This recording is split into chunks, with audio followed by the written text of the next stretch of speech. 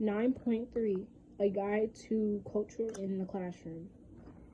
Family. What is the hierarchy of authority in your family? At my household, my mother is the top of that chart. I know usually for most, I guess you could say in a black family that it would be the father, but in this case, even though my parents are married, still together, my mother is the boss. How could this information influence teaching and learning? I would say for some, I guess it would be not weird or anything, but like it would be easier for someone like me to accept a female teacher as to someone who is used to men teaching them and telling them how to live. It would be a little more weird for them to have female teachers. And in personal relationships, how is deference shown? So deference basically, in my opinion, means respect. So when it comes to like my mother, I would say it's simply shown by doing what she says when she asks someone to clean or she asks someone to go to the grocery store. How could this information influence teaching and learning? I would say that deference can help students learn how to respect teachers and anyone who has power above them. It wouldn't necessarily teach them to be submissive, because I know deference can mean being submissive, but it would teach them respect. Communication. What are characteristics of speaking well, and how do these relate to age, sex, context, or social factors? What are the criteria for correctness? I wouldn't say that speaking well is a thing, but I guess in American terms, speaking well would usually mean no strong accents, being grammatically correct 24/7. But I mean, I believe that people forget that not everyone was raised the same way, and not everyone grew up in the same place. That's like a person from Houston, Texas, telling someone from New Orleans, Louisiana, that they don't speak correctly simply because they have a strong, twangy accent. How could this information influence teaching and learning? I feel that this could help teachers learn how students grow up, where they grew up in. Simply learning accents can help a teacher understand their students better. Decorum and discipline. What behaviors are considered socially unacceptable for students of different age and sex?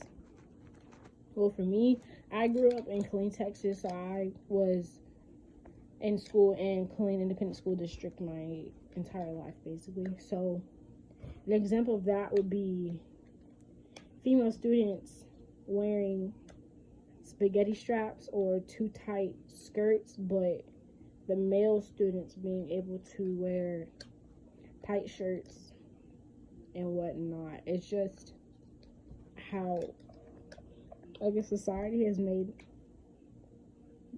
being a female seem. So I would say that wearing tight clothes for women or females in school is socially unacceptable.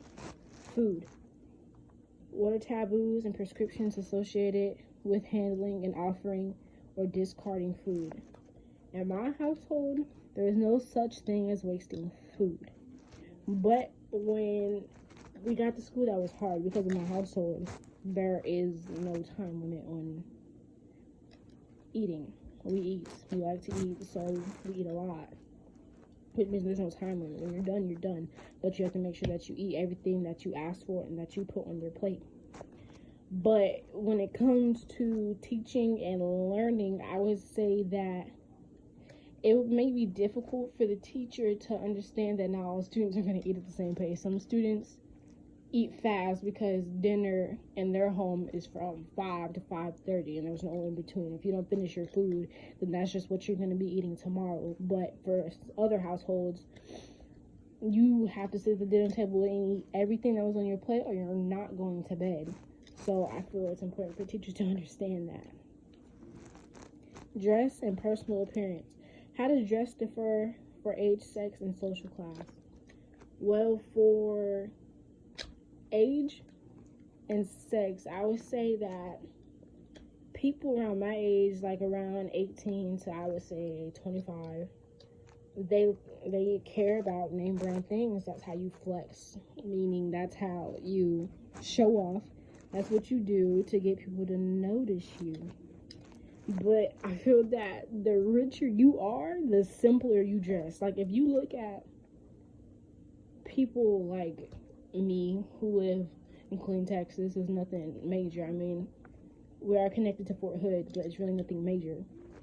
You see people trying to wear designer everywhere they go. But if you watch stuff like Shark Tank, these people are dressed in button-ups and khakis. That's it. You never see them wearing big gold chains and whatnot, or off-white Jordans and everything like that. When it comes to influence teaching and learning, I would say teachers have to understand that that's having nice things means something to certain generations. I feel it depends on the generation. To say Gen Z, like me, Gen Z, having all types of designer is everything. That's how people will show that they made it in life. History and tradition. What individuals and events in history are a source of pride from the group?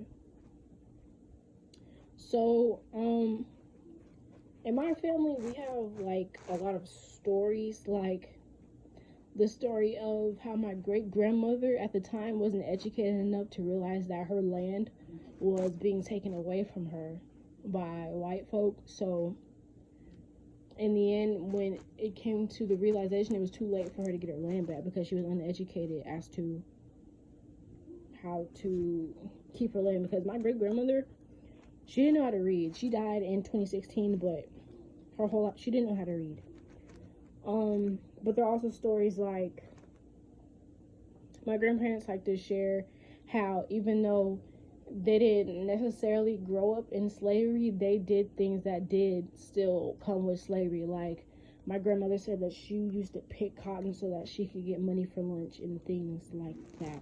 So how could this information influence teaching and learning? I would say that this is more of a white versus black thing, where teachers have to realize that black people are not the same as white people. White people do not grow up the same as black people, therefore they cannot understand, or at least fully understand, black people. You can have an understanding, but to fully understand, I feel like you have to experience the things, and they did not experience those things. Holidays and celebrations. Do parents and students know and understand school holidays and behavior appropriate for them, including appropriate non-attendance? In class, when we read the story about the child who missed school because of a holiday and how the other child didn't understand, I feel that's an example of how much schools and parents are lacking in teaching their children and students about these holidays and different traditions. Because most Americans grow up with Easter, Christmas, Thanksgiving, but not everyone in America celebrates Christmas, Easter, and Thanksgiving. So I feel that it's important for people, especially teachers, to understand that not everyone grew up the same way. Education. What methods for teaching and learning are used at home? Modeling and imitation, didactic stories and proverbs, direct verbal instruction. In my house, I would say modeling and imitation, along with direct verbal instruction, which is actually how I learn. I learn through modeling and imitation the best. And I would say my brother learns through direct verbal instruction. So I really just think it depends on the person, but I feel like it just depends on the household. Because like my parents aren't super strict, but if you cross them, there will be a problem. So I would say that the direct verbal instruction came in when there was always a problem. It seemed that my brother can be a handful sometimes. That's why he learns some direct verbal instruction. How could this information influence teaching and learning? I would say this is where teachers need to learn and adapt to how children learn. Every child, not nearly every child, learns the same way, so it's important for teachers to adapt to each and every child individually instead of trying to make a curriculum set for most children and then having it fail the other third of children who don't learn the same way as those other children.